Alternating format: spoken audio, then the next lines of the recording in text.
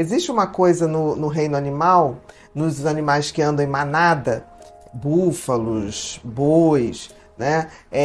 Que o americano chama de imprinting, que é essa coisa de você ir atrás do outro, né? Então, automaticamente, você leva uma manada de animais, eles vão seguindo o que o da frente vai fazendo. Os pássaros também, quando estão voando, também tem aquela coisa de se deslocar vários quilômetros, eles vão seguindo o que vai na frente. Então, de alguma maneira, essa questão da gente estar sempre onde tem gente tem a ver muito com essa coisa animal que a gente tem, né? Porque é uma coisa que o outro já testou. Então, eu não estou sozinha ali correndo um risco. Porque os animais andam em manada por uma questão de segurança. E o ser humano, ele também tem um vestígio dessa coisa animal, apesar da gente ser muito, muito mais racional. Mas isso é um vestígio da nossa origem. É um pouco inconsciente também, assim. É um pouco inconsciente. Mas é uma coisa meio de defesa, né? Porque se tem uma opção de gente ali, é sinal de que aquilo não é tão inseguro. Então, para nossa proteção, entre aspas, os lugares mais cheios, ou os lugares que as pessoas mais cheios acabam se organizando em fila, de alguma maneira, são lugares mais seguros. O nosso cérebro identifica como lugares mais seguros e a gente tende a ir para ali. Né? Dentro da evolução do homem tem uma outra coisa. Lugares cheios, lojas, por exemplo. Lojas cheias dão uma conotação de que você... Aí já vem a coisa do marketing, de que tem coisa boa ali, porque senão não estaria cheio. Então tem muitos comerciantes que criam filas ou põe gente demais na loja para poder atrair o outro, porque todo mundo quer saber o que está bom ali. E as lojas vazias, em geral, as pessoas, tá vazio, não tem nada de bom ali. Isso tem a ver com uma coisa de marketing, isso tem a ver com a curiosidade das pessoas, as pessoas mais curiosas caem muito mais fácil, e tem a coisa da sensação, no caso aí de brinde, tem a coisa da esperteza. A pessoa, por exemplo, eu não pego o brinde que eu não vou usar. Mas as pessoas, tipo assim, elas pegam mesmo que elas não vão usar. A sensação de, tipo assim, eu ganhei alguma coisa. Isso é uma coisa boba, mas infelizmente o marketing usa muito isso e as pessoas acolhem. Um pouco carência, né? Isso também, né? Não sei se é carência, eu acho que é uma coisa... Ganhar por ganhar, gente? Mas é uma coisa que eu acho que as pessoas eu não gostam. Sou acumulador, não. Eu acho que as pessoas gostam. Não, o acumulador aí ele vai pegar mesmo, não tem como. Ele vai pegar não por prazer. Então as pessoas, hoje tem muito essa coisa assim, o que aquela pessoa tá vendo que eu não tô vendo? Essa coisa quase de tipo, eu não posso perder nada, né? Essa coisa, eu não posso perder aquilo que ele tá vendo que é interessante, que eu não tô vendo. Então isso se faz até como pegadinha. Você chega num lugar, começa a olhar para uma coisa, vai juntar gente atrás de você para isso. E aí você com sai certeza. Andando e o povo vai e você sai andando e o povo não vai entender. Ou então vai ter aquele super curioso e falar, vem cá, o que você está olhando mesmo? Aí você dá aquela coisa, nada. Eu acho que no idoso tem duas coisas. Eu acho que tem tudo isso que a gente falou, mas o idoso tem a coisa da solidão. Que ali não bate e a fila do supermercado, a fila do banco... é uma interação social. A gente não pode deixar de esquecer que a interação social do ser humano vem no nosso DNA. Nós nascemos para nos relacionar com os outros. E nos tornamos quem somos pela relação com o outro. Por exemplo, quanto mais eu me relaciono com alguém diferente de mim, eu reafirmo a minha personalidade. Então é necessário para o nosso desenvolvimento e para a nossa saúde mental que a gente consiga ter essa relação com os outros. É tão verdade isso que, por exemplo, numa penitenciária, a solitária é uma coisa horrível. É você tirar a socialização. E por incrível que pareça, os psicópatas vão para a solitária sem muito problema. É mesmo? Porque eles não têm essa coisa afetiva. Eles ficam. Não dão muita perturbação. Entendeu? Já uma pessoa que não é psicópata dentro do sistema penitenciário, ele sofre profundamente e pode enlouquecer. Esse isolamento do ser humano normal, né, que não tem essa frieza, ela pode levar à loucura mesmo. Por isso que aqueles realities que colocam as pessoas e as pessoas surtam mesmo, né? Podem entrar numa ansiedade tal no sentido de não suportar, se elas ficarem isoladas. Isso é muito ruim, porque o ser humano tem isso. Mas no caso dos idosos, tem essa questão de, tipo assim, eles têm o dia inteiro. E é muito tempo. Quando a gente não tem o que fazer, a gente não tem um propósito de vida, a gente não tem uma função, a gente vai perdendo um pouco da nossa humanidade, da nossa personalidade. Então, a fila para o idoso é um evento. Eles não estão muito preocupados se vai demorar ou não. Período de pagamento, eles vão... Início de mês. Acordam numa felicidade, não é nem mês. só para pegar o dinheiro.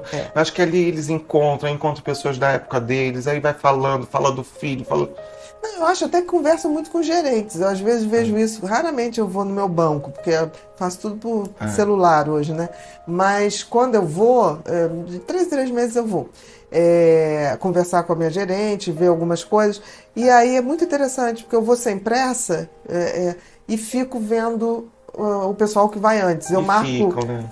As conversas, eles contam tudo dos filhos, o que os filhos estão fazendo, que a filha se formou. E aí você vai ver que essa pessoa precisa falar do filho para materializar aquele filho, porque esse filho nem mora no Brasil. Em geral, nem mora no Brasil. Então, assim, a solidão faz com que essas pessoas procurem locais que demorem um pouco mais para ser atendido, porque é a maneira que eles têm de interagir, né? Fora os golpes, né? Os golpes para a terceira idade, de empréstimos, de consignados, isso infelizmente é um problema sério. Por isso que eu digo, hoje a gente está chegando a um ponto que as pessoas de terceira idade têm muita coisa boa que não é divulgada. Então você tem oficinas de memória, você tem oficinas de teatro, você tem jogos. Então isso tem que se desenvolver mais. Já tem até alguns núcleos bancados pela própria prefeitura e que as pessoas não sabem. A gente tem que divulgar mais isso, as pessoas têm que procurar mais isso, porque as pessoas realmente precisam manter a socialização. Isso é fundamental até para não perder memória, independente de ser uma oficina de memória.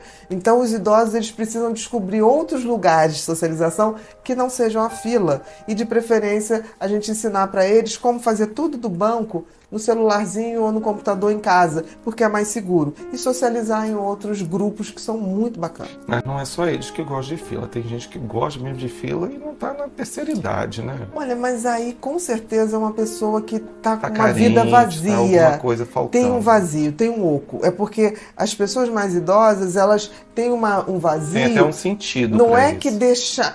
Porque foram aposentadoria, vai perdendo aquela função. Foi deixando de fazer coisas.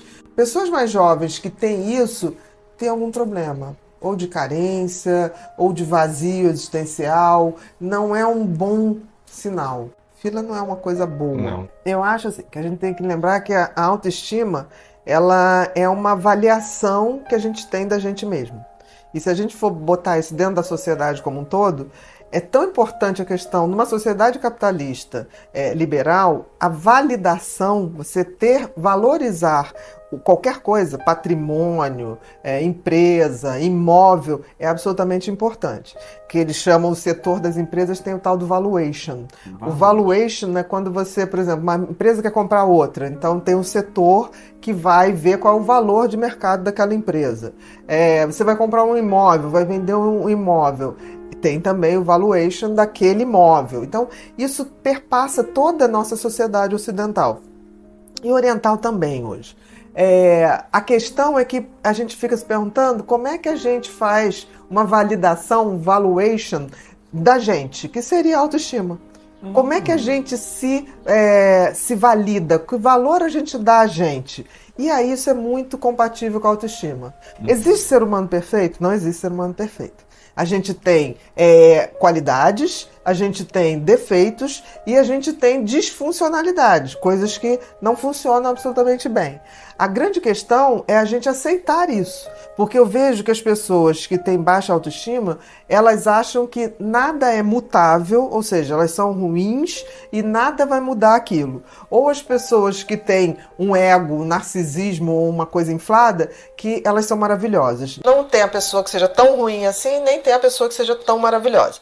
Então, assim, esse equilíbrio da gente ver com olhos mais reais do que a gente tem de bom, o que a gente não tem de tão bom e o que a gente pode mudar. Esse é o processo, né? Para a gente começar a fazer esse valuation da gente, do que a gente tem. Uma coisa que é muito importante para uma autoestima quando você falou amigos, respeito, isso ainda depende do outro, a amizade depende do outro. A coisa mais importante para a formação de uma autoestima é a essência da pessoa. A gente tem que ver, partir do princípio que não existe um cérebro perfeito, não existe uma pessoa que vai ser boa em tudo.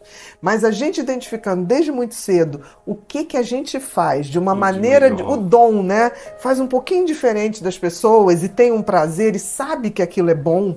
Porque uma criança, por exemplo, quando ela escreve bem, ela sente orgulho daquilo que ela escreve. Quando ela desenha bem, ela tem um certo orgulho daquilo que ela faz. A gente tem que pegar isso e investir aquilo que nisso. A gente tem de melhor. De melhor. A autoestima, quando ela é feita em cima dos nossos talentos, em cima da nossa índole, ela é uma construção sólida. Quando não é feita assim, não vai. A autoestima tem muito a ver se a gente tem a sensibilidade de captar o que a pessoa tem de melhor, de captar seus talentos e não atrapalhar, deixar aquilo se desenvolver. Se não puder ajudar, não atrapalha. Em questão de talentos, de dons, eu sempre falo isso, nunca atrapalhe. Eu acho que se a gente não consegue conectar a pessoa a essa essência dela, a esse retorno a essa criança que não tinha noção de inadequação, que não tinha esse tipo de visão depreciativa, e a gente trazer essa criança para avisar esse adulto que, olha, eu sobrevivi, só falta agora ser feliz. Eu acho que esse retorno é fundamental. Eu, quando olho para trás, quando eu falo assim, eu nunca pensei que eu ia ser escritora, mas eu adorava escrever.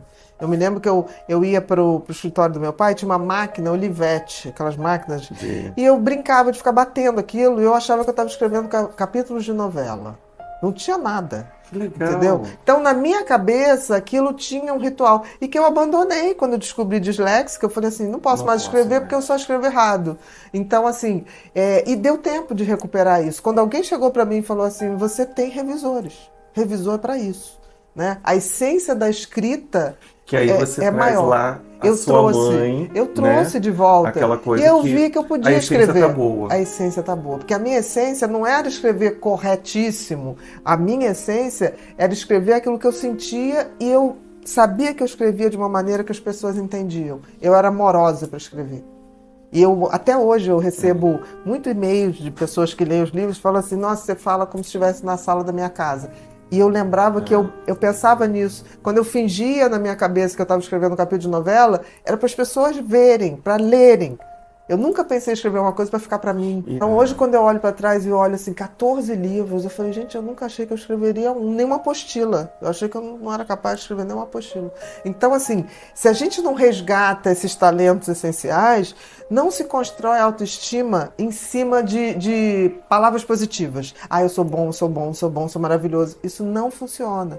A única autoestima que é real é aquela que eu invisto nos meus alicerces. E todo mundo tem um talento, todo mundo tem um dom, vem no DNA. Seja lá quem nos criou, o Criador nos fez com alguma função e algum talento para exercer essa função.